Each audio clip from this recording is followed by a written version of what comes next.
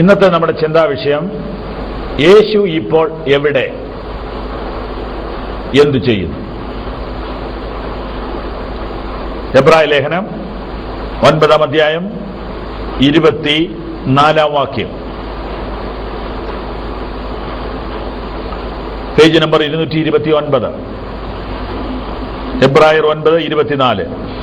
ക്രിസ്തു 19-ാമത്തെ വാക്യവും 20-ാമത്തെ വാക്യവും നമുക്ക് വായിക്കാം. Page number 172, 172. 1 കൊരിന്ത്യർ 6-ാം അധ്യായം 19-20 വാക്യങ്ങൾ. ദൈവത്തിന്റെ ദാനമായി നിങ്ങളിലിരിക്കുന്ന പരിശുദ്ധാത്മാവിന്റെ മന്ദിരമാകുന്നു നിങ്ങളുടെ ശരീരമെന്നും നിങ്ങളെ വിലയ്ക്ക് വാങ്ങിയിരിക്കിയാൽ നിങ്ങൾ താങ്കൾക്കുള്ളവരല്ല എന്നും അറിയുന്നില്ലയോ?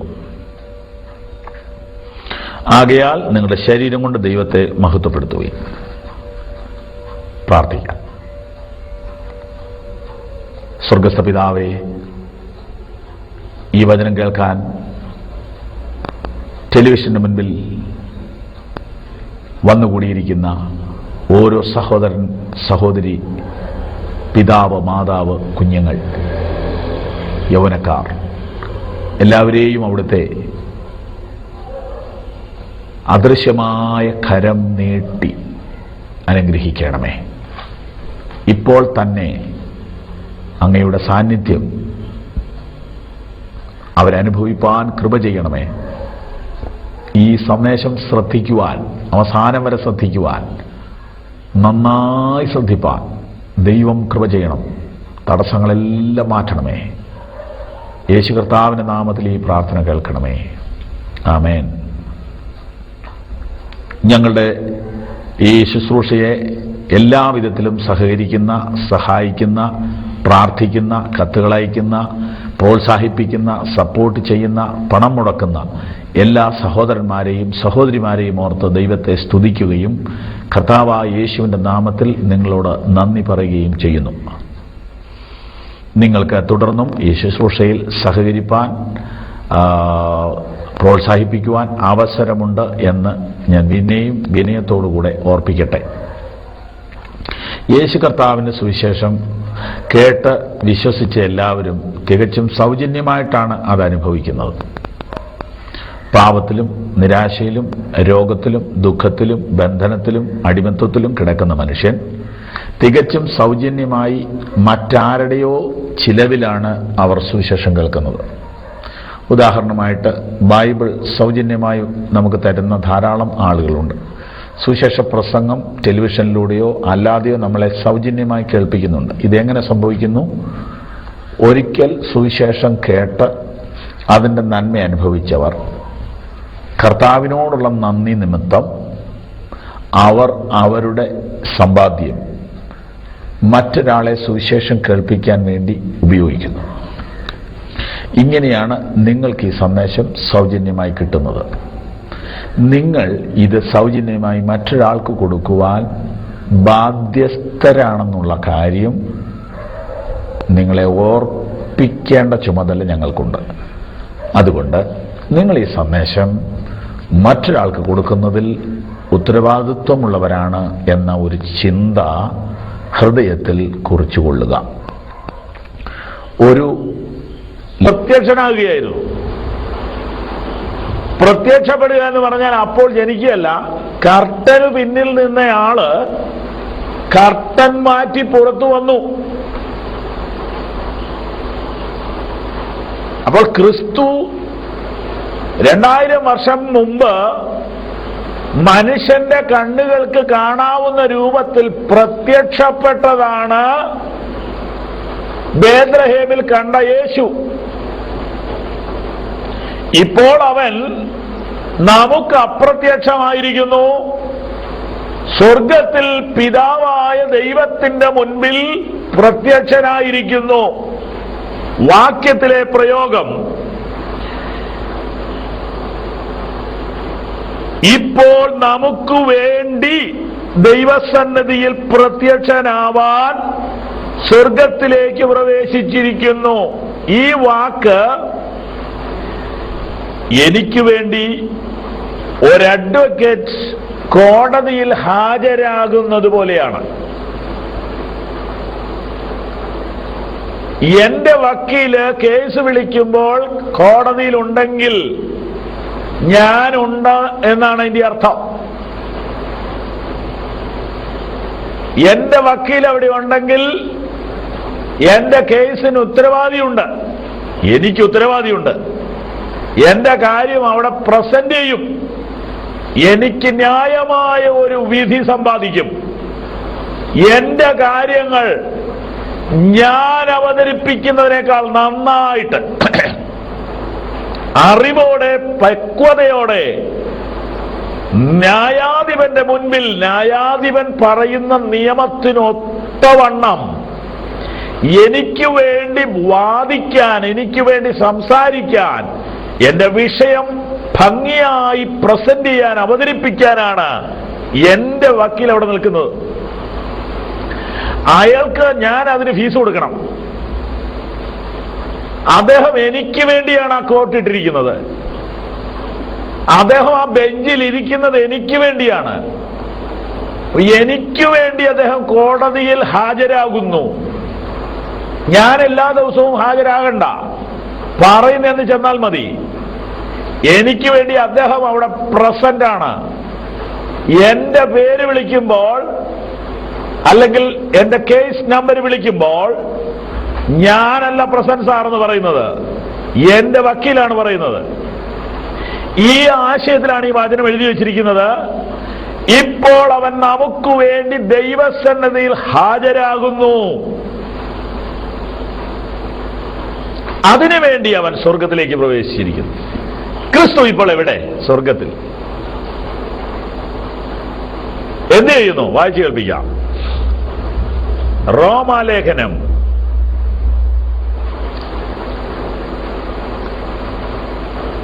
8-ാം അധ്യായം 34-ാം വാക്യം, പേജ് നമ്പർ 160, 160, 8:34. ക്രിസ്തുയേശു മരിച്ചവൻ, മരിച്ചിട്ട് ഉയർത്തെഴുന്നേറ്റവൻ തന്നെ. അവൻ ദൈവത്തിന്റെ വലതുഭാഗത്തിരിക്കുകയും നമുക്ക് വേണ്ടി പക്ഷവാദം കഴിക്കുകയും ചെയ്യുന്നു. ക്രിസ്തു ഇപ്പോൾ എവിടെ? സ്വർഗത്തിൽ. പിതാവായ ദൈവത്തിന്റെ വലതുഭാഗത്തിരിക്കുന്നു. എന്തു ചെയ്യുന്നു? നമുക്ക് വേണ്ടി പക്ഷവാദം. അർത്ഥം മനസ്സിലാകുന്നുണ്ടോ? കോടതി ഭാഷയാണ്. എനിക്ക് വേണ്ടി വാദിക്കുന്നു. ഈ വിഷയങ്ങളാണ് തുടർമാനമായി വേദപുസ്തകം പഠിക്കുമ്പോൾ മനസ്സിലാകുന്നത്. കേവലം ഒരു യോഗത്തിൽ പോവുകയോ ഒരു പ്രസംഗം കേൾക്കുകയോ ചെയ്യുന്ന ആൾക്ക് ക്രിസ്തുവിനെ കുറിച്ച് ഒരു ഒരു ഒരു ഒരു ഭാഗമേ കാണാൻ പറ്റുകയുള്ളൂ. ഒരു ഭാഗം, അതായത് ഒരു വീടിന്റെ ഫോട്ടോ കണ്ടിട്ട് വീട് കണ്ടെന്ന് പറയുന്നത് പോലെയുള്ളൂ.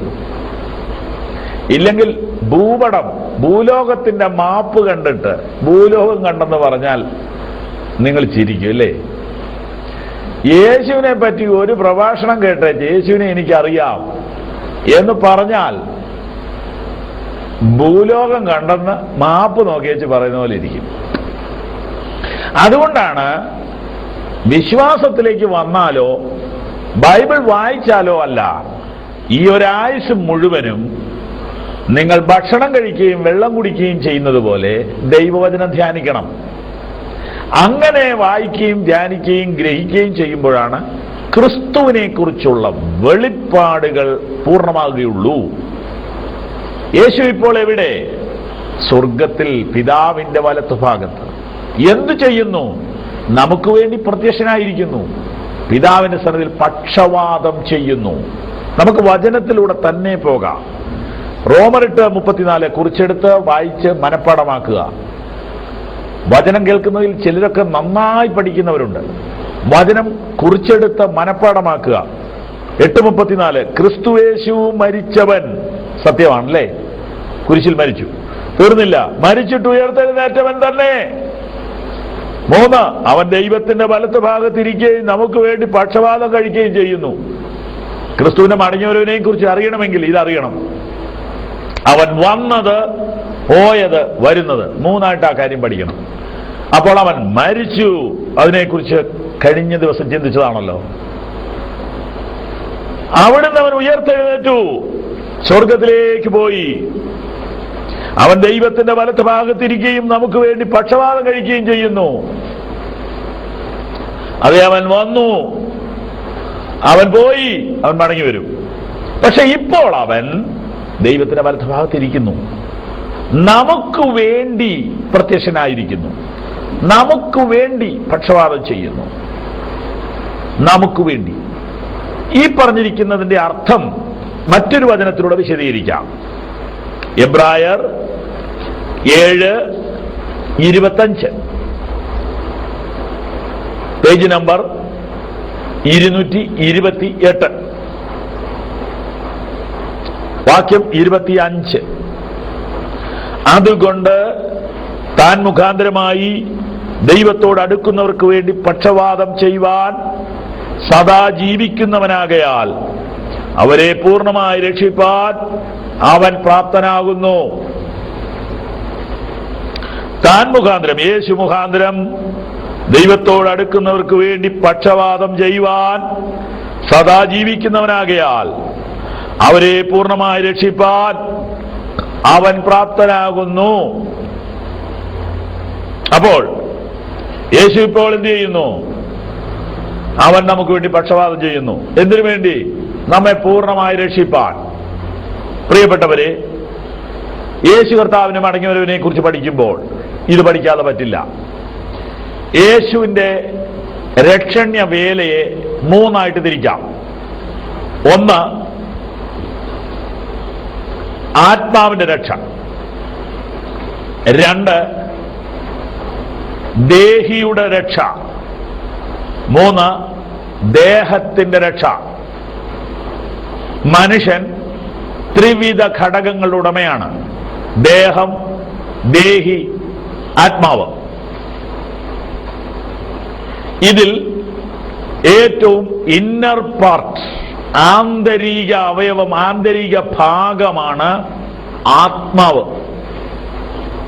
അതിനുശേഷമുള്ള ഭാഗമാണ് മനസ്സ് എന്ന് വിളിക്കുന്ന നിങ്ങളുടെ ഉള്ളിലെ ആളത്വം, ദേഹി എന്ന് ബൈബിൾ വിളിക്കുന്നു. പുറമേ കാണുന്ന ഈ ഭാഗമാണ് ദേഹം, ശരീരം എന്ന് വിളിക്കുന്നത്. ഈ ദേഹം എവിടെയുണ്ടോ അവിടെയെല്ലാം അതിന് തൊട്ട് താഴെയായി കാണുന്ന ഭാഗമാണ് ദേഹി. വീണ്ടും ഉള്ളിൽ അതേപോലെ നിൽക്കുന്ന ഭാഗമാണ് ആത്മാവ്.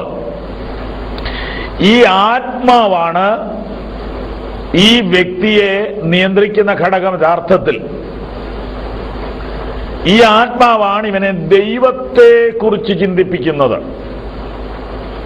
അപ്പോൾ ആത്മാവ് ദൈവബോധം നൽകുന്നു, ദേഹി സ്വയബോധം നൽകുന്നു, ദേഹം ലോകബോധം നൽകുന്നു.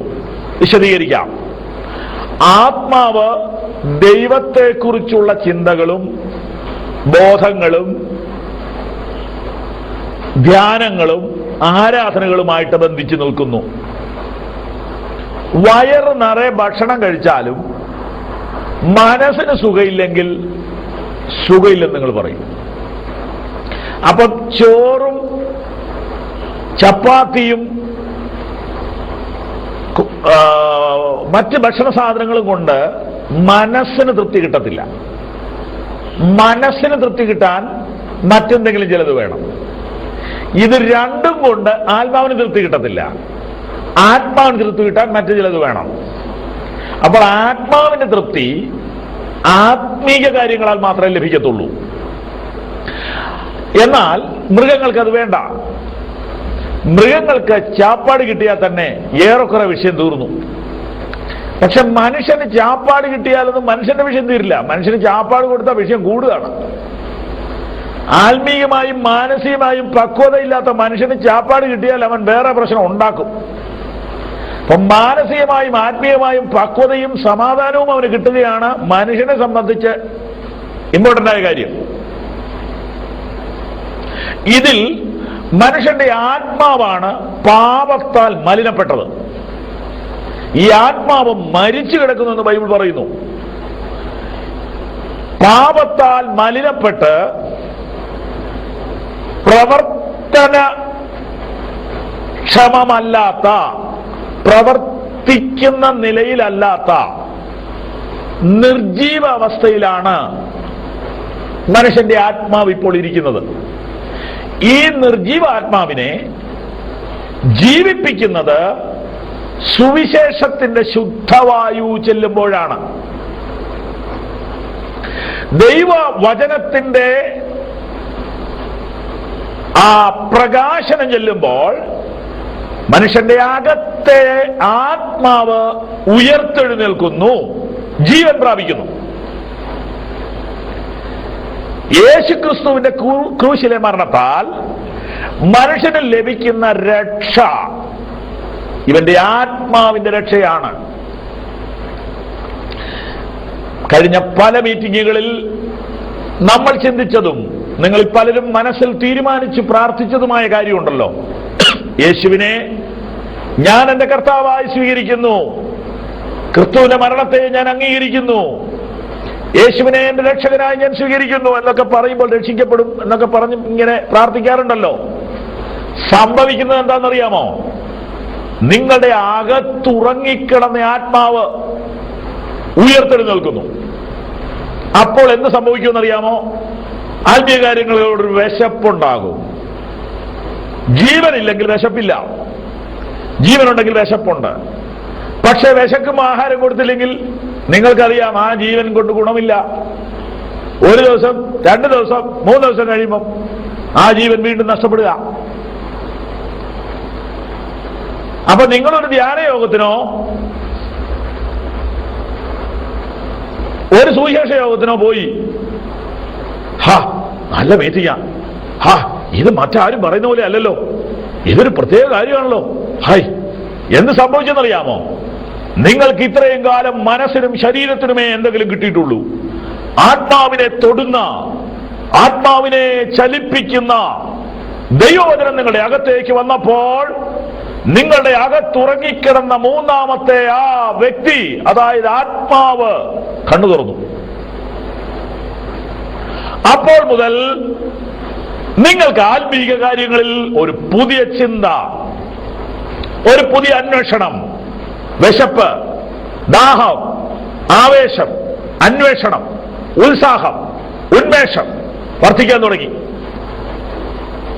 ആ വിശപ്പിന് ആഹാരം വേണം. ആഹാരം എവിടെയുണ്ട്? ബൈബിൾ പറയുന്നു, യേശു പറയുന്നു, മനുഷ്യൻ അപ്പം കൊണ്ട് മാത്രമല്ല ദൈവത്തിന്റെ വായിൽ കൂടി വരുന്ന സകല വചനം കൊണ്ടും ജീവിക്കുന്നു. അങ്ങനെ മനുഷ്യനെ ജീവിപ്പിക്കുവാൻ അവന് കൊടുക്കുന്ന നല്ല ആഹാരമാണ് ദൈവത്തിന്റെ വചനം. ഈ വചനം കൊടുത്ത് ഇവനെ വളർത്തണം. ഈ വചനത്തിന് മറ്റൊരു പേര് 1 പത്രോസ് 2:1.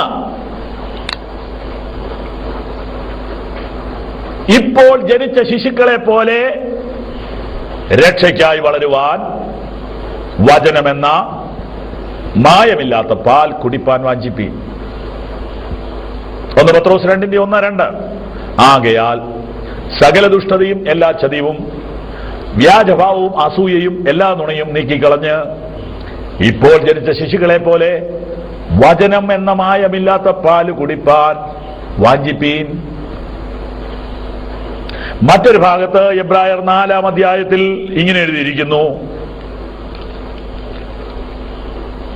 ഇതിനെക്കുറിച്ച് നിങ്ങളോട് പറവാൻ ആവശ്യമുണ്ടെങ്കിലും തെളിയിച്ചു തരുവാൻ വിഷമമായിരിക്കുന്നു. നിങ്ങൾക്ക് കട്ടിയായ ആഹാരമല്ല പാലത്രേ കുടിപ്പാൻ ആഗ്രഹം. നിങ്ങൾ വളർച്ച പ്രാപിച്ചിട്ടില്ലല്ലോ. 1 കൊരിന്ത്യർ 3-ാം അധ്യായം 1 മുതൽ വായിക്കുമ്പോൾ, ഞാൻ നിങ്ങളുടെ അടുക്കൽ വന്നത് നിങ്ങൾക്ക് ഓർമ്മയുണ്ടല്ലോ, അന്ന് നിങ്ങൾക്ക് ഭക്ഷിപ്പാൻ പ്രായമില്ലായിരുന്നു, നിങ്ങൾക്ക് പാലായിരുന്നു വേണ്ടത്, അന്ന് ഞാൻ നിങ്ങൾക്ക് പാല് തന്നു. എന്നാൽ ഇന്ന് നിങ്ങൾക്ക് ആഹാരം തരാമെന്ന് ഞാൻ വിചാരിച്ചപ്പോൾ നിങ്ങൾക്കിപ്പോഴും പാലാണ് ആവശ്യം, കാരണം നിങ്ങൾ വളർന്നിട്ടില്ല. 1 കൊരിന്ത്യർ 3, എബ്രായർ 4, 1 പത്രോസ് 2. ഇത് പുതുതായിട്ട് കേൾക്കുന്നവർക്ക് ഒരു പക്ഷേ കിട്ടിയില്ലെങ്കിലും സ്ഥിരം കേൾക്കുന്നവർക്ക് ഈ വചനങ്ങൾ നോട്ട് ചെയ്യാം, നിർബന്ധമായിട്ട് നോട്ട് ചെയ്യണം. നിങ്ങളൊരു വിശ്വാസം തുടങ്ങി വെച്ചിട്ടുണ്ട്, പക്ഷെ വളരണം. നിങ്ങളുടെ അകത്തൊരു കൊച്ചു വിത്ത് മുളച്ചിട്ടുണ്ട്, അത് വളരണം. നിങ്ങളുടെ അകത്തൊരു ആത്മാവ് ഉയർത്തെഴുന്നേറ്റിട്ടുണ്ട്, അത് വളരണം. നിങ്ങളുടെ അകത്ത് ക്രിസ്തു ജനിച്ചിട്ടുണ്ട്, അവൻ വളരണം. അങ്ങനെ പൂർണ്ണ വളർച്ചയിലേക്ക് വരുമ്പോഴാണ് നിങ്ങളിൽ ക്രിസ്തുവിന്റെ സ്വഭാവം പുറത്തു വരുന്നത്. ദീർഘക്ഷമ, സ്നേഹം, സൗമ്യത, ഇതിന്റെ യഥാർത്ഥ ആൾരൂപമായിരുന്നു യേശു. ദീർഘക്ഷമ മനുഷ്യാവതാരം എടുത്താൽ എങ്ങനെ ഇരിക്കും യേശു? സ്നേഹം കയ്യും കാലും തലയും വെച്ച് ഭൂമിയിൽ വന്നാൽ എങ്ങനെ ഇരിക്കും? യേശുവിനെ നോക്കിയാൽ മതി. സൗമ്യതയ്ക്ക് ഒരു മനുഷ്യരൂപമുണ്ടെങ്കിൽ യേശു. ജ്ഞാനത്തിനൊരാൾ രൂപമുണ്ടോ? യേശു. പക്വതയുടെ തികഞ്ഞ വ്യക്തിത്വം യേശു. വിവേകാനന്ദ സ്വാമികളോട് ചോദിക്ക്, ലോകം കണ്ടതിലേക്കും പക്വതയുള്ള ഗുരു ആര്? വിവേകാനന്ദൻ പറയും യേശു. വിവേകാനന്ദ സ്വാമി പറഞ്ഞ വാക്ക്, യേശു ജീവിച്ചിരുന്ന കാലത്ത് ഞാൻ ഉണ്ടായിരുന്നെങ്കിൽ കണ്ണുനീരുകൊണ്ടല്ല അവന്റെ കാല് നനയ്ക്കുക, എന്റെ ഹൃദയത്തിലെ ചോര കൊണ്ട് ഞാൻ അവന്റെ കാലുകളെ കഴുകുമായിരുന്നു എന്ന് ലോകം കണ്ടതിലേക്ക് അറിവുള്ള ഒരു മനുഷ്യൻ വിളിച്ചു പറഞ്ഞെങ്കിൽ അവനാണ് യേശു.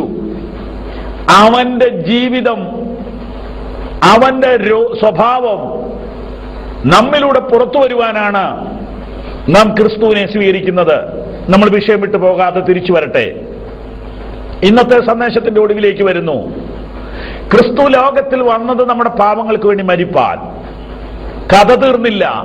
അവൻ ഉയർത്തെഴുന്നേറ്റു, അവൻ സ്വർഗത്തിലേക്ക് പോയി.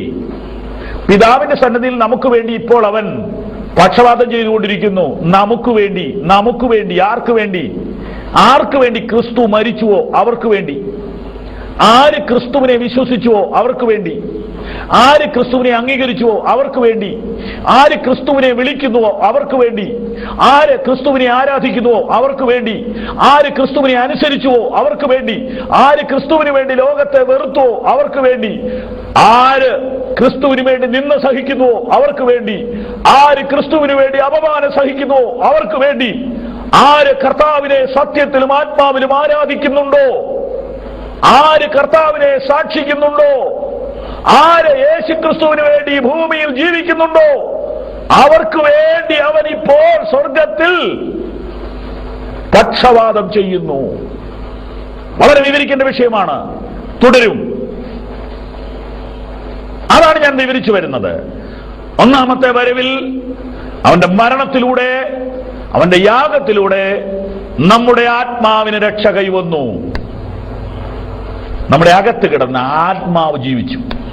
മരിച്ചു കിടന്ന ആത്മാവ്. എഫേസ്യർ 2:1 അതിക്രമങ്ങളാലും പാപങ്ങളാലും മരിച്ചവരായിരുന്ന നിങ്ങളെയും അവൻ ഉയർപ്പിച്ചു. ക്രിസ്തുവിന്റെ മരണത്താൽ നമ്മുടെ അകത്ത് ജീവൻ വന്നു. ഇതാണ് സുവിശേഷത്തിന്റെ കാതൽ. കാമ്പും കൂമ്പും വേരും അത് തന്നെയാണ്. ക്രിസ്തുവിന്റെ ക്രൂശിലെ മരണത്താൽ നമ്മുടെ ആത്മാവിന്റെ ശിക്ഷ മാറിപ്പോയി.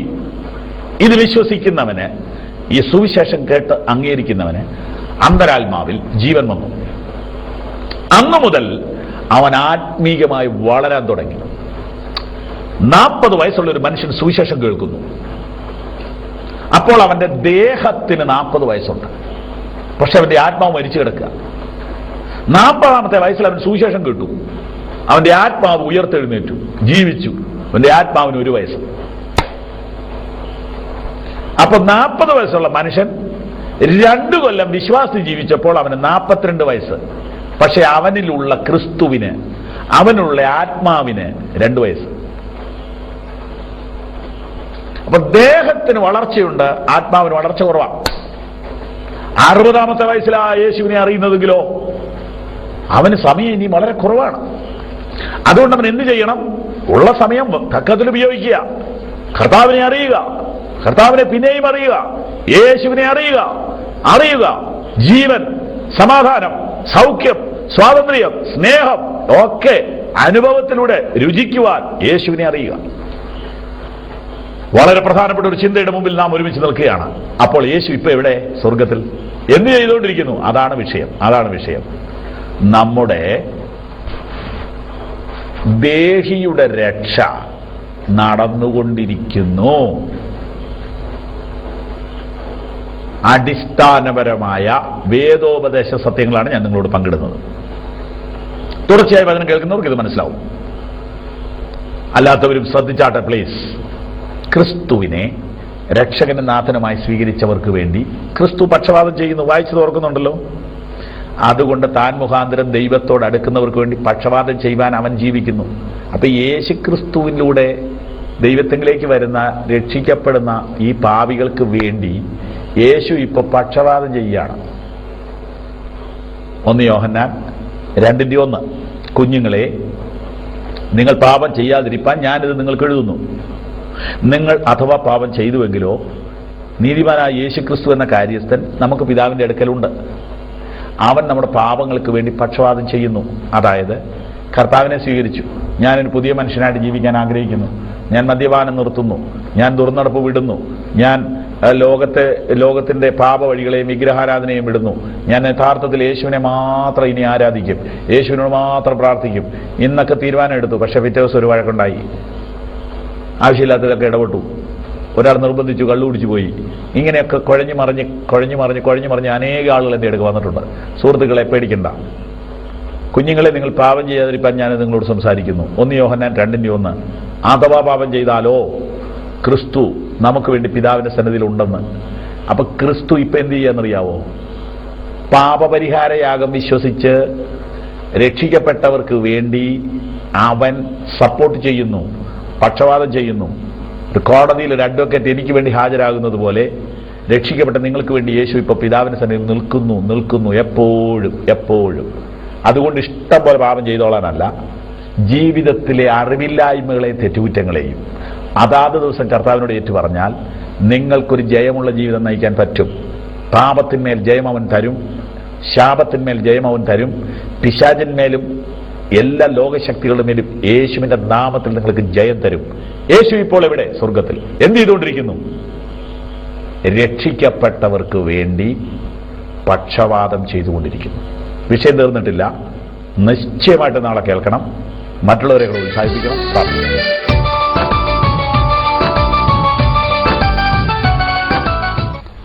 ഇന്നത്തെ നമ്മുടെ ചിന്തയ്ക്ക് വേണ്ടി റോമാലേഖനം 8-ാം അധ്യായം 23-ാമത്തെ വാക്യം നമുക്ക് വായിക്കാം. റോമർ 8:23, പേജ് നമ്പർ 160. ആത്മാവെന്ന ആദ്യദാനം ലഭിച്ചിരിക്കുന്ന നാമും നമ്മുടെ ശരീരത്തിന്റെ വീണ്ടെടുപ്പായ പുത്രത്വത്തിന് കാത്തുകൊണ്ട് ഉള്ളിൽ ഞരങ്ങുന്നു. ആത്മാവെന്ന ആദ്യദാനം ലഭിച്ചിരിക്കുന്ന നാമും നമ്മുടെ ശരീരത്തിന്റെ വീണ്ടെടുപ്പായ പുത്രത്വത്തിന് കാത്തുകൊണ്ട് ഉള്ളിൽ ഞരങ്ങുന്നു. പ്രാർത്ഥിക്കാം. കർത്താവായ ദൈവമേ, അവിടുത്തെ തിരുസന്നിധിയിൽ ഞങ്ങൾ വിനയത്തോടെ അടുത്തു വരുന്നു. സ്വർഗത്തിൽ എന്നേക്കും സ്ഥിരമായിരിക്കുന്ന വചനം, ആകാശഭൂമികൾ മാറിയാലും മാറ്റപ്പെടാത്ത തിരുവചനം, ലളിതമായ ഭാഷയിൽ ധ്യാനിക്കുവാൻ ഞങ്ങൾക്ക് തന്ന നല്ല അവസരത്തിനായിട്ട് ഞങ്ങൾ അങ്ങയെ സ്തുതിക്കുന്നു. പിതാവേ, ഈ വചനം കേൾക്കുന്ന എല്ലാ സ്നേഹിതർക്ക് വേണ്ടി യേശു കർത്താവിന്റെ നാമത്തിൽ പ്രാർത്ഥിക്കുന്നു. അവരുടെ എല്ലാ ഭവനങ്ങളെയും അനുഗ്രഹിക്കണമേ. വചനം ഗ്രഹിപ്പാൻ കൃപ നൽകണമേ, യേശുവിൻ നാമത്തിൽ തന്നെ. ആത്മാവെന്ന ആദ്യദാനം ലഭിച്ചിരിക്കുന്ന നാമും നമ്മുടെ ശരീരത്തിന്റെ വീണ്ടെടുപ്പായ പുത്രത്വത്തിന് കാത്തുകൊണ്ട് ഉള്ളിൽ ഞരങ്ങുന്നു. ഒരു സംഗതി ലഭിച്ചു, മറ്റൊരു സംഗതി ലഭിക്കാൻ പോകുന്നു എന്നല്ലേ ഈ വചനത്തിന്റെ അർത്ഥം? അപ്പോൾ നമുക്ക് നമ്മുടെ വിഷയത്തിലേക്ക് കടക്കാം. ആത്മാവിൻ്റെ രക്ഷ ലഭിച്ചു, ശരീരത്തിൻ്റെ വീണ്ടെടുപ്പ് ലഭിച്ചിട്ടില്ല. മനുഷ്യൻ ആത്മാവ് ശരീരം എന്ന രണ്ട് ഭാഗങ്ങൾ ഉള്ള വ്യക്തിയാണോ? അല്ല, 3 ഭാഗങ്ങളുള്ള വ്യക്തിയാണ്. ശരീരം, ആത്മാവ്. ഇതിൻ്റെ ഇടയ്ക്ക് ദേഹി എന്ന് വിളിക്കുന്ന ഒരു ഭാഗമുണ്ട്. ഇതിനെക്കുറിച്ച് വചനത്തിൽ നിന്ന് വായിച്ച് കേൾപ്പിച്ചാൽ നിങ്ങൾക്ക് കുറച്ചുകൂടെ അത് മനസ്സിലാകും. തെസ്സലോനിക്കർക്ക് എഴുതിയ 1-ാം ലേഖനം 5-ാം അധ്യായം 23-ാം വാക്യം, പേജ് നമ്പർ 211.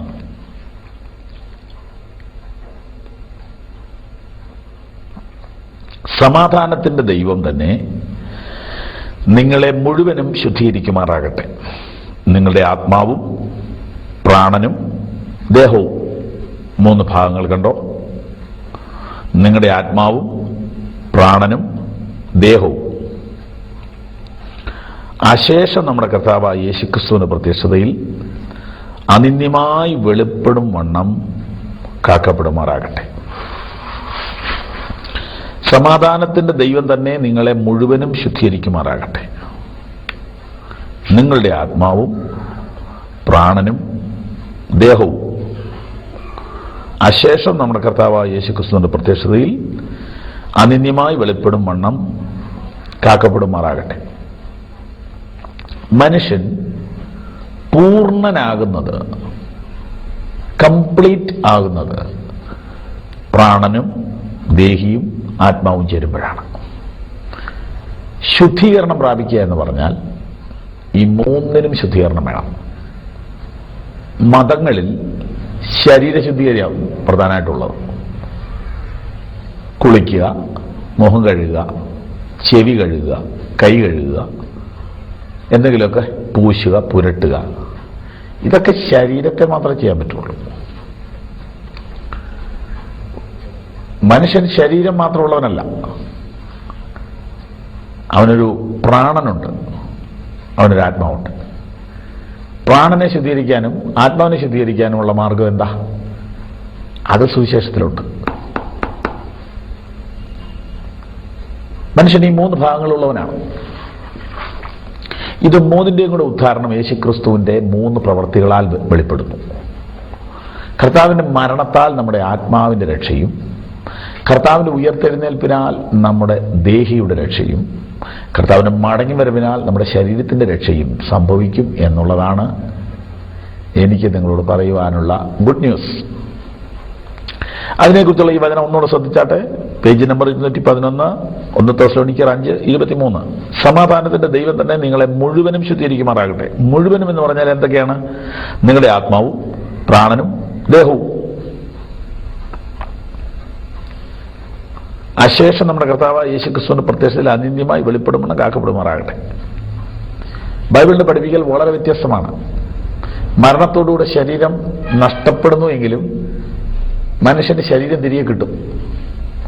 ഈ ശരീരം അല്ലെന്ന് മാത്രം, വ്യത്യാസം വരുമെന്ന് മാത്രം. നിങ്ങളുടെ പ്രാണനും ആത്മാവും, നിങ്ങളുടെ ആത്മാവും പ്രാണനും ദേഹവും അശേഷം എന്ന് പറഞ്ഞാൽ സമ്പൂർണ്ണമായി കർത്താവായ യേശുക്രിസ്തുവിന്റെ പ്രത്യക്ഷതയിൽ അനിന്യമായി വെളിപ്പെടും. അപ്പൊ ഇത് 3ഉം എന്നേക്കും നിലനിൽക്കും. ഇതാണ് വേദപുസ്തകത്തിന്റെ ചിന്ത. നമുക്ക് മുന്നോട്ട് പോവാം. ഈ 3ഉം ശുദ്ധീകരിക്കണം. ഇവിടുത്തെ ഇത് മുൻഗണന, പ്രയോറിറ്റി നോക്കുക. 1-ാമത് ആത്മാവ്, 2-ാമത് പ്രാണൻ, 3-ാമത് ദേഹം.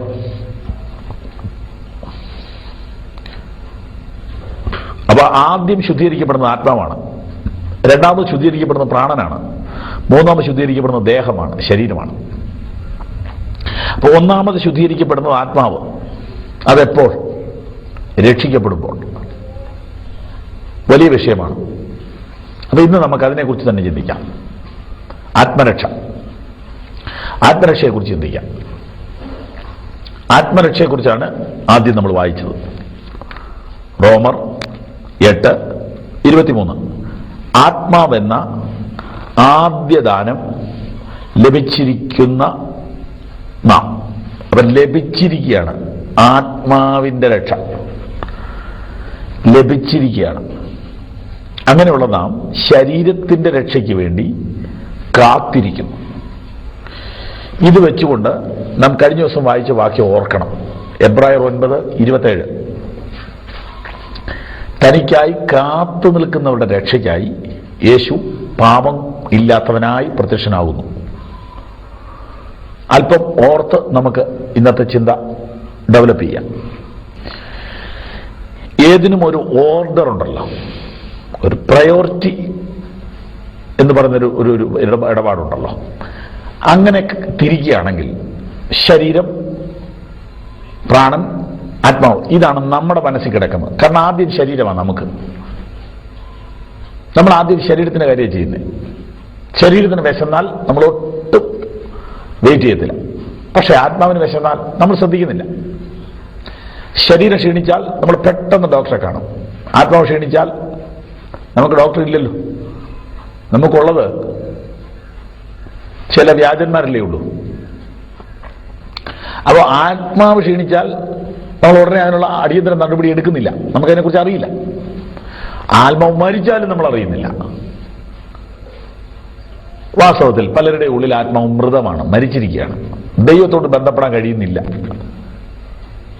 ആത്മീയ കാഴ്ച നഷ്ടപ്പെട്ടിട്ട് കാണുന്നതൊക്കെ ദൈവമാണെന്ന് തെറ്റിദ്ധരിക്കുന്നത് അകത്ത് ജീവൻ പോയത് ആത്മാവ് മരിച്ചപ്പോഴാണ്.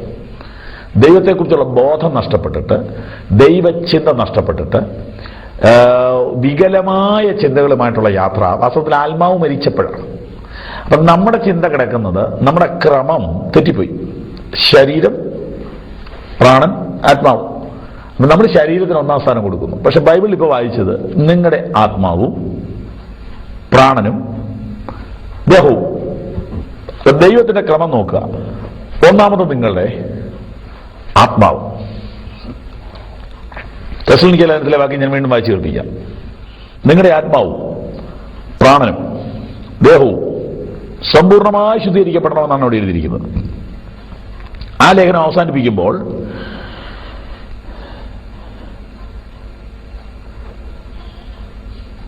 ലേഖനത്തിന്റെ ഒടുവിൽ എഴുതിയിരിക്കുന്നത് യേശുക്രിസ്തുവിന്റെ കൃപ നിങ്ങളുടെ ആത്മാവോടുകൂടി ഇരിക്കുമാറാകട്ടെ.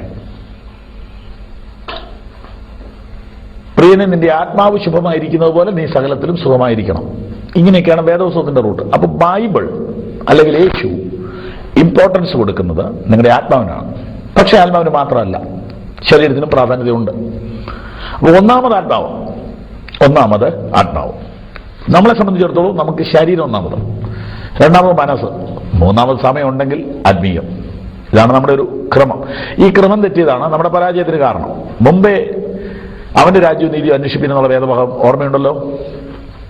അപ്പോൾ വാസ്തവത്തിൽ ഒന്നാമത് ആത്മാവിന് പരിഗണന കൊടുത്താൽ, ആത്മീയ കാര്യങ്ങൾക്ക് മുൻതൂക്കം കൊടുത്താൽ, ആത്മാവിന്റെ രക്ഷയെ ഒന്നാമതായി കണ്ടാൽ നിശ്ചയമായിട്ടും നമുക്ക് രക്ഷപ്പെടാൻ പറ്റും, പുരോഗമിക്കാൻ പറ്റും. നമ്മുടെ വിഷയത്തിൽ നമുക്ക് നിൽക്കാം. ഒന്നാമത് ആത്മരക്ഷ. ആത്മാവെന്ന ആദ്യ ദാനം ലഭിച്ചിരിക്കുന്ന നാമും ശരീരത്തിന്റെ രക്ഷയ്ക്ക് വേണ്ടി കാത്തിരിക്കുന്നെന്ന് റോമർ 8:23. തനിക്കായി കാത്തു നിൽക്കുന്നവരുടെ രക്ഷയ്ക്കായി യേശു വീണ്ടും പ്രത്യക്ഷനാകുമെന്ന് എബ്രായർ 9:27-28. ഈ വചനങ്ങളുടെ അടിസ്ഥാനത്തിൽ ആത്മരക്ഷ ലഭിച്ചു എന്ന് നമുക്ക് ഉറപ്പിക്കാം. ആത്മരക്ഷ ലഭിച്ചുവോ? സംശയമുണ്ടോ? ആത്മരക്ഷ ഈ ഭൂമി വെച്ച് ജീവിച്ചിരിക്കുമ്പോൾ ലഭിക്കുമോ? യേശു മടങ്ങി വന്നിട്ടല്ലേ ലഭിക്കുകയുള്ളൂ? ഇങ്ങനെയൊക്കെയുള്ള സംശയക്കാരുണ്ടല്ലോ. അപ്പോൾ അല്പം കോംപ്ലിക്കേറ്റഡ് ആയിട്ടുള്ള വാക്യങ്ങൾ ഈ വിഷയത്തിൽ ചിലരുടെ മനസ്സിലുണ്ട്. ഈ വചനം തുടർച്ചയായി കേൾക്കുന്നവർക്ക് നന്നായി ഗ്രഹിക്കത്തക്കവണ്ണം ഞാൻ വിശദീകരിക്കാം. രക്ഷിക്കപ്പെട്ടു എന്ന ഒരു അനുഭവം ബൈബിളിലുണ്ടോ? വായിച്ചു കേൾപ്പിക്കാം. എഫേസ്യ ലേഖനം 2-ാം അധ്യായം, 2-ാം അധ്യായം 8-ാം വാക്യം, പേജ് നമ്പർ 197. കൃപയാലല്ലോ നിങ്ങൾ വിശ്വാസം മൂലം രക്ഷിക്കപ്പെട്ടിരിക്കുന്നത്. കൃപയാലല്ലോ നിങ്ങൾ വിശ്വാസം മൂലം രക്ഷിക്കപ്പെട്ടിരിക്കുന്നത്. അപ്പൊ രക്ഷിക്കപ്പെട്ടു എങ്ങനെ? കൃപയാൽ, വിശ്വാസത്താൽ രക്ഷിക്കപ്പെട്ടു. ലളിതമായിട്ട് വീണ്ടും പറയാം. മനുഷ്യന്റെ ആത്മരക്ഷ വിശ്വാസത്താൽ ദൈവത്തിന്റെ മഹാകൃപയാൽ ഇന്ന് ഇവിടെ വെച്ച് പ്രാപിക്കാം. അങ്ങനെ രക്ഷിക്കപ്പെട്ടവർ തുടർന്ന് അവരുടെ ദൈനംദിന ജീവിതത്തിൽ വിശുദ്ധീകരണം പ്രാപിച്ചുകൊണ്ടിരിക്കുന്നു. അവരെ പൂർണ്ണമായി യേശു രക്ഷിപ്പാൻ പ്രാപ്തനാണ്. അവരെ ഇപ്പോൾ അവൻ രക്ഷിക്കുന്നു.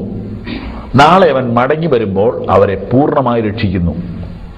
തനിക്കായി കാത്തു നിൽക്കുന്നവരുടെ രക്ഷയ്ക്കായി എന്ന് പറഞ്ഞാൽ അവന്റെ മടങ്ങി വരവിൽ രക്ഷയുടെ 3-ാം ഘട്ടം നടക്കും. അപ്പൊ രക്ഷയുടെ 1-ാം ഘട്ടമാണ് ആത്മരക്ഷ. ഈ ആത്മരക്ഷ ലഭിച്ചവർക്ക് ശരീരത്തിന്റെ രക്ഷ ഉറപ്പാണ്. അതിനുവേണ്ടി അവർ ചെയ്യണം. ആത്മരക്ഷ ഉറപ്പുവരുത്തിയാൽ ശരീരത്തിന്റെ വീണ്ടെടുപ്പ് ഉറപ്പാണ്. ആത്മരക്ഷ ഉറപ്പുവരുത്തുന്നത് എങ്ങനെ? നോക്കൂ, കൃപയാലല്ലോ നിങ്ങൾ വിശ്വാസം മൂലം രക്ഷിക്കപ്പെട്ടിരിക്കുന്നത്. അതിനും നിങ്ങൾ കാരണമല്ല, ദൈവത്തിന്റെ ദാനമത്രേ ആകുന്നു. ആരും പ്രശംസിക്കാതിരിപ്പാൻ പ്രവൃത്തികളും കാരണമല്ല. നാം അവന്റെ കൈപ്പണിയായി സൽപ്രവൃത്തികൾക്കായിട്ട് ക്രിസ്തു യേശുവിൽ സൃഷ്ടിക്കപ്പെട്ടിരിക്കുന്നു. നാം ചെയ്തു പോരേണ്ടതിന് ദൈവം അവ മുന്നൊരുക്കിയിരിക്കുന്നു. അപ്പോൾ യേശുക്രിസ്തുവിന്റെ മഹാകൃപയാൽ നാം ഇപ്പോൾ രക്ഷിക്കപ്പെട്ടിരിക്കുന്നു. കഴിഞ്ഞ നാളുകളിൽ ദൈവവചനം കേട്ട സഹോദരി സഹോദരന്മാരെ, നിങ്ങൾ ഒരിക്കലെങ്കിലും യേശു കർത്താവിനെ ഹൃദയത്തിൽ സ്വീകരിച്ച് അവനുമായി ഒരു ഉടമ്പടി ചെയ്തിട്ടുണ്ടോ? രക്ഷാവാചകം ഏറ്റുചൊല്ലിയിട്ടുണ്ടോ? ജീവിതം കർത്താവിന് വേണ്ടി സമർപ്പിച്ചിട്ടുണ്ടോ? യേശുവിനെ രക്ഷകനും നാഥനുമായി സ്വീകരിച്ചിട്ടുണ്ടോ? കർത്താവിന്റെ പാപപരിഹാര ബലിയെ നിങ്ങൾ വിശ്വസിച്ച് ഏറ്റെടുത്തിട്ടുണ്ടോ? എങ്കിൽ നിങ്ങൾ രക്ഷിക്കപ്പെട്ടു കേട്ടോ, സംശയിക്കണ്ട.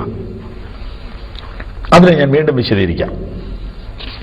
എന്താണ് ആത്മരക്ഷ എന്ന് പറഞ്ഞാൽ, റോമാലേഖനം 8-ാം അധ്യായം 1-ാം വാക്യം, പേജ് നമ്പർ 159. എന്താണ് ആത്മരക്ഷ? റോമർ 8:1. അതുകൊണ്ട് ഇപ്പോൾ ക്രിസ്തുയേശുവിൽ ഉള്ളവർക്ക് ഒരു ശിക്ഷാവിധിയും ഇല്ല. യേശുക്രിസ്തുവിലുള്ള വിശ്വാസത്താൽ ശിക്ഷാവിധി മാറിപ്പോയ അനുഭവമാണ് രക്ഷ. എന്താണ് ശിക്ഷ? ഏക മനുഷ്യനാൽ പാപവും പാപത്താൽ മരണവും ലോകത്തിൽ കടന്നു. ഇങ്ങനെ സകല മനുഷ്യരും പാപികളായി തീർന്നു. ഇങ്ങനെ ഈ ശിക്ഷാവിധിയിൽ ഞാനും നിങ്ങളും ജന്മനാ വന്നു ചേർന്നിരിക്കുന്നു. ഈ പാപത്തിന്റെ കഠിന ശിക്ഷയിൽ നിന്ന് എന്നെയും നിങ്ങളെയും രക്ഷിക്കുവാൻ യേശു ക്രൂശിൽ യാഗമായി. ഇത് വിശ്വാസത്താൽ സ്വന്തമാക്കണം. കോമൺ അല്ല, പൊതുവല്ല, സ്വന്തമാക്കണം. നിങ്ങൾ വ്യക്തിപരമായി യേശുവിനെ രക്ഷകനും നാഥനുമായി സ്വീകരിച്ച് യേശുവിന്റെ ക്രൂശിൽ കൂടിയുള്ള ആ പാപപരിഹാര ബലി നിങ്ങളുടെ സ്വന്തമാക്കിയാൽ നിശ്ചയമായും നിങ്ങൾക്ക് രക്ഷിക്കപ്പെടാം. ഇതിനെക്കുറിച്ചാണ് എഴുതിയിരിക്കുന്നത്. അതുകൊണ്ട് ഇപ്പോൾ ക്രിസ്തുയേശുവിലുള്ളവർക്ക് ഒരു ശിക്ഷാവിധിയും ഇല്ല. ഇംഗ്ലീഷിൽ പറഞ്ഞാൽ പെനാൽറ്റി ഓഫ് സിൻ, പാപത്തിന്റെ ശിക്ഷയിൽ നിന്ന് വിടുതൽ. ഇതാണ് ഒന്നാമത് സംഭവിക്കുന്നത്. ഇത് യേശുക്രിസ്തുവിന്റെ ക്രൂശ് മരണത്താൽ ഏതൊരു വ്യക്തിക്കും സൗജന്യമായിട്ട് പ്രാപിക്കാം, വിശ്വാസാൽ പ്രാപിക്കാം. ഇതാണ് ക്രൂശിൽ കിടന്ന കള്ളൻ പ്രാപിച്ചത്. ഇത് വിശ്വസിക്കുമ്പോൾ ലഭിക്കുന്നു. പല പ്രാവശ്യം ഈ വചനം പല നിലയിൽ നമ്മുടെ ഹൃദയത്തിൽ വന്ന് മുട്ടിയിട്ടുണ്ട്. സിമ്പിളായിട്ട് ഞാൻ പറയാം, ഇത് വളരെ ലളിതമാണ്. നമുക്ക് എന്തെങ്കിലും കുറച്ച് കർമ്മം ചെയ്യണമെന്നൊരു തോന്നലുണ്ട്. പക്ഷേ ഒരിക്കൽ പോലും ഒരു കർമ്മം ചെയ്തിട്ടും ഒരു സാറ്റിസ്ഫാക്ഷൻ ലഭിക്കുന്നില്ലല്ലോ. രക്ഷ ഉറപ്പു തരുന്ന ഒരു കർമ്മവും ഇവിടെയില്ല. കാരണം ദൈവം ഉദ്ദേശിക്കുന്ന കർമ്മം ചെയ്തു തീർക്കാൻ മനുഷ്യൻ പ്രാപ്തനല്ല. നീതിമാനായ ദൈവം മനുഷ്യന്റെ ബലഹീനത അറിഞ്ഞ് മനുഷ്യന്റെ ശക്തി അറിഞ്ഞ് ദൈവം തന്നെ ഒരു മാർഗം മനുഷ്യന്റെ രക്ഷയ്ക്ക് വേണ്ടി ഒരുക്കി. അതാണ് ക്രിസ്തുവിന്റെ ക്രൂശിലെ യാഗം. ഇതിനേക്കാൾ കൂടുതലായി ഒന്നും സുവിശേഷത്തിൽ പറയാനില്ല. ക്രിസ്തുവിനെ മനുഷ്യന്റെ പാപത്തിന് പ്രായശ്ചിത്തമായിട്ട് കുരിശിൽ തകർത്ത് കളഞ്ഞ് ആ സംഭവത്തെ അറിഞ്ഞംഗീകരിച്ച് അത് സ്വന്തമെന്ന് ഏറ്റെടുക്കുന്നവന് സൗജന്യമായ രക്ഷ. അതുകൊണ്ട് ഇപ്പോൾ ക്രിസ്തുയേശുവിലുള്ളവർക്ക് ഒരു ശിക്ഷാവിധിയില്ല. അപ്പൊ പാപത്തിന്റെ ശിക്ഷയിൽ നിന്നുള്ള വിടുതലാണ് ആത്മരക്ഷ എന്ന് പറയുന്നത്.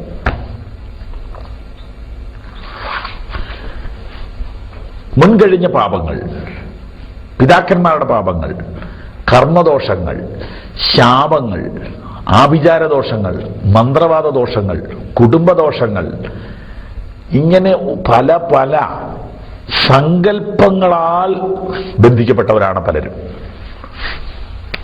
കൂടെ കൂടെ രോഗം, കൂടെ കൂടെ ആക്സിഡന്റ്, കൂടെ കൂടെ സാമ്പത്തിക നഷ്ടം, ഇതിന്റെ എല്ലാം പിന്നിൽ പല പല കാരണങ്ങളുണ്ട് എന്ന് ഭയപ്പെട്ട് ആയുസ് മുഴുവൻ ഭയത്തിൽ കഴിയുന്ന സുഹൃത്തുക്കളെ എനിക്കറിയാം. ഒരു പക്ഷേ ചില കാരണങ്ങളൊക്കെ അതിന്റെ പുറകിൽ കാണുമായിരിക്കും. പക്ഷെ എനിക്ക് നിങ്ങളോട് ദൈവവചനത്തിൽ നിന്നൊരു സന്തോഷ വാർത്ത പറയാനുണ്ട്. ക്രിസ്തു നിങ്ങളുടെ പാപവും ശാപവും ഏറ്റെടുത്തിരിക്കുന്നു. നിങ്ങളുടെ പിതാക്കന്മാരുടെ കാലം മുതൽ നിങ്ങളുടെ കുടുംബത്തിന്മേൽ ഒരു ശാപം കിടപ്പുണ്ടെന്നൊരു മന്ത്രവാദി പറഞ്ഞെങ്കിൽ ഒരു ഗുഡ് ന്യൂസ് പറയട്ടെ, ആ ശാപവും കൂടി യേശു വഹിച്ചു. എന്നിട്ട് എന്താ ഭാഷ ഞങ്ങൾക്കൊരു ഗുണം കിട്ടാത്ത? നിങ്ങളത് വിശ്വസിച്ച് ഏറ്റെടുക്കാത്തത് കൊണ്ടാണ്. നിങ്ങളുടെ പ്ലേറ്റിനകത്ത് അതിമനോഹരമായ ഭക്ഷണം ഞാൻ വിളമ്പിയാൽ നിങ്ങളുടെ വിശപ്പ് മാറില്ല. നിങ്ങളത് കഴിക്കുമ്പോൾ നിങ്ങളുടെ വിശപ്പ് മാറും. ഇതാ സ്വർഗത്തിലെ ദൈവം തന്റെ പുത്രനായ യേശുവിനെ ലോകത്തിലേക്ക് അയച്ചിട്ട് ഒരു വലിയ പാലം പണിത് ഉദ്ഘാടനം നടത്തിയിട്ട് പോവുകയായിരുന്നില്ല. ഒരു വലിയ വാട്ടർ ടാങ്ക് ഉണ്ടാക്കി മനുഷ്യന് വെള്ളം തരികയല്ല ചെയ്തത്. യേശു കുരിശിൽ മനുഷ്യന് വേണ്ടി മരിക്കുകയാണ് ചെയ്തത്. കുരിശിൽ ഒരു ഉറവ പുറപ്പെട്ടു, അത് രക്ത ഉറവയാണ്. അത് വിശ്വാസത്താൽ ഒരു മനുഷ്യൻ അംഗീകരിക്കുമ്പോൾ നാളുകൾ കൊണ്ട് പരിഹരിക്കപ്പെടാത്ത പാപത്തിന്റെയും ശാപത്തിന്റെയും കെട്ട് പൊട്ടി അവൻ സ്വതന്ത്രനാകുകയാണ്. അനേക പ്രാവശ്യം സുവിശേഷം കേട്ടിട്ടും ഈ പാപത്തിന്റെ ശിക്ഷയിൽ നിന്നുള്ള വിടുതൽ വ്യക്തമായി അനുഭവിക്കാത്ത ധാരാളം ആളുകൾ ഉള്ളതിനാൽ ഒരിക്കൽ കൂടി ഞാൻ നിങ്ങളോട് പറയട്ടെ, നിങ്ങൾ ഒരു നേർച്ചയും ഇടണ്ട, ഒരു നോയമ്പ് നോക്കണ്ട, ഒരു മല കയറണ്ട, ഒരു കാണിക്കയിടണ്ട, ഒരു വഴിപാടർപ്പിക്കണ്ട. സകല വഴിപാടുകളുടെയും പൂർത്തീകരണമായി ദൈവപുത്രനായ യേശു ക്രൂശിൽ മരിച്ചിരിക്കുന്നു. മരിച്ചവരെ ഉയർപ്പിച്ചവനിതാ മരിച്ചിരിക്കുന്നു. ബന്ധിതരെ മോചിപ്പിച്ചവനിതാ ബന്ധിക്കപ്പെട്ട് കിടക്കുന്നു. രോഗികളെ സൗഖ്യമാക്കിയവനിതാ ബലഹീനനെ പോലെ കിടക്കുന്നു. കാറ്റിനെയും കടലിനെയും നിയന്ത്രിച്ചവൻ, തിരമാലയുടെ മുകളിലൂടെ നടന്നവനിതാ ആകാശത്തിനും ഭൂമിക്കും മധ്യേ നഗ്നനായി കിടക്കുന്നു. അനേകരുടെ വിശപ്പ് മാറ്റിയവൻ, ദാഹം മാറ്റിയവൻ, വസ്ത്രം കൊടുത്തവനിതാ വിവസ്ത്രനായി കുരിശിൽ കിടക്കുന്നു. അനേകരുടെ വിശപ്പ് മാറ്റിയവനിതാ ദാഹിച്ച് വലഞ്ഞ കുരിശിൽ കിടക്കുന്നു. ഇതിലെന്തെങ്കിലും ഒരു സത്യമുണ്ടോ? ഇതിലെന്തെങ്കിലും ഒരു അസാധാരണത്വം തോന്നുന്നുണ്ടോ? അതായത് 5 അപ്പം ബാലകന്റെ കയ്യിലെ പൊതി മേടിച്ചിട്ട് ആയിരക്കണക്കിന് ആളുകൾക്ക് അത് വലുതാക്കി കൊടുത്ത സർവശക്തൻ എനിക്ക് ദാഹിക്കുന്നു എന്ന് നിലവിളിച്ചുകൊണ്ട് കുരിശിൽ കിടക്കുന്ന ആ കാഴ്ചയിൽ എന്തോ ഒരു മർമ്മമില്ലേ? ഇവൻ ആദ്യം ചെയ്തത് മാജിക്കാണോ അതോ ഒടുവിൽ ചെയ്തത് അബദ്ധമാണോ? അല്ല, ഇവൻ ഈ അത്ഭുതങ്ങളൊക്കെ ചെയ്തെങ്കിൽ അവൻ അത്ഭുതം ചെയ്യാൻ വേണ്ടി വന്നതല്ല. അവൻ അതൊക്കെ ചെയ്തത് അവൻ ആരാണെന്ന് ലോകത്തെ ബോധ്യപ്പെടുത്തുകയായിരുന്നു. അവന്റെ യഥാർത്ഥ ലക്ഷ്യം മനുഷ്യവർഗത്തിന്റെ പാപത്തിന്റെ പ്രായശ്ചിത്ത യാഗമാകാനാണ് അവൻ വന്നത്. ഇതിലൂടെയാണ് നമ്മുടെ ആത്മാവിന്റെ രക്ഷ. ബൈബിളിൽ യാഗങ്ങൾ കാണുന്നുണ്ട്. പക്ഷേ ആ യാഗങ്ങളൊന്നും ഇനിയും വേണ്ട. ഉദാഹരണത്തിന്, നിങ്ങൾ മെഡിക്കൽ ഷോപ്പിൽ നിന്നൊരു മരുന്ന് മേടിക്കുമ്പോൾ ആ മരുന്നിന്റെ പുറത്തെ ഡേറ്റ് വായിച്ച് നോക്കണം. മാനുഫാക്ചറിംഗ് ഡേറ്റ് എന്ന് പറഞ്ഞൊരു ഡേറ്റ് ഉണ്ട്, എക്സ്പയറി ഡേറ്റ് എന്ന് പറഞ്ഞ് വേറൊരു ഡേറ്റ് ഉണ്ട്. ഈ രണ്ട് ഡേറ്റും നിങ്ങൾ നോക്കണം. എക്സ്പയറി ഡേറ്റ് കഴിഞ്ഞാൽ ആ മരുന്ന് പിന്നീട് ഉപയോഗിക്കരുത്. ബൈബിളിൽ കാണുന്ന യാഗങ്ങളുടെ എല്ലാം ഡേറ്റ് കഴിഞ്ഞു പോയി. അതെല്ലാം BC-യിൽ മാത്രമേ അത് വിലയുള്ളതായിരിക്കുന്നുള്ളൂ. യേശു ക്രൂശിൽ മരിക്കുന്നതിന് മുൻപ് യാഗങ്ങൾ അംഗീകരിച്ചിരുന്നു. യേശു ക്രൂശിൽ മരിച്ച ശേഷം യാഗങ്ങൾ വേണ്ട. പിന്നെ ഏതാണ്? സ്തോത്രമെന്ന യാഗം അർപ്പിക്കുന്നവൻ എന്നെ മഹത്വപ്പെടുത്തുന്നു.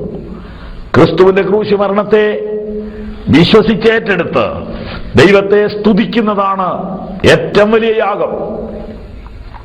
ഈ സത്യം വീണ്ടും വീണ്ടും ആവർത്തിച്ച് നിങ്ങളോട് പറയാം. അനേക മരിച്ചവരെ ഉയർപ്പിച്ചവൻ, അനേക രോഗികളെ സൗഖ്യമാക്കിയവൻ, അനേക കുരുടരുടെ കണ്ണു തുറന്നവൻ, അനേക പാവങ്ങൾക്ക് ആഹാരം കൊടുത്തവൻ ഇതാ അർത്ഥനഗ്നനായി ഒരു നല്ല വെയിലത്ത് ആകാശത്തിനും ഭൂമിക്കും മധ്യേ കുരിശിൽ തൂങ്ങുന്ന കാഴ്ച എനിക്കും നിങ്ങൾക്ക് വേണ്ടിയുള്ള ദൈവീക യാഗമാണ് എന്ന് നിങ്ങൾ വിശ്വസിക്കുന്നതാണ് രക്ഷയ്ക്കുള്ള മാർഗം. അത് എനിക്ക് വേണ്ടിയുള്ള യാഗമാണെന്ന് ഞാൻ അംഗീകരിക്കുന്നത് എനിക്ക് രക്ഷാകാരണമായി ഭവിക്കും. ഈ സുവിശേഷ സന്ദേശം ഏറ്റവും ലളിതമാക്കി ഞാൻ ഒരു പ്രാവശ്യം നിങ്ങളോട് അവതരിപ്പിക്കട്ടെ. പല സ്ഥലങ്ങളിൽ പല വീടുകളിൽ ഇരുന്ന് സുവിശേഷം കേൾക്കുന്ന സുഹൃത്തുക്കളെ, നിങ്ങളുടെ പാപത്തിന്റെ ശിക്ഷ ഇതാ മാറിപ്പോയിരിക്കുന്നു. കുരിശിൽ വെച്ച് യേശു പറഞ്ഞ വാക്കുകൾ നിങ്ങൾ ചിലർക്കറിയാം. എനിക്ക് ദാഹിക്കുന്നു എന്നൊരു വാക്കവൻ പറഞ്ഞു, പല വാക്കുകൾ അവൻ പറഞ്ഞു. കുരിശിലെ കള്ളനോട് നീ എന്നോടുകൂടെ പർദീസയിലിരിക്കുമെന്ന് പറഞ്ഞു. ഏറ്റവും ഒടുവിൽ അവൻ പറഞ്ഞ വാക്ക് ഏതാണ്? ആ വാക്ക് ഇതാണ്, ഇറ്റ് ഈസ് ഫിനിഷ്ഡ്.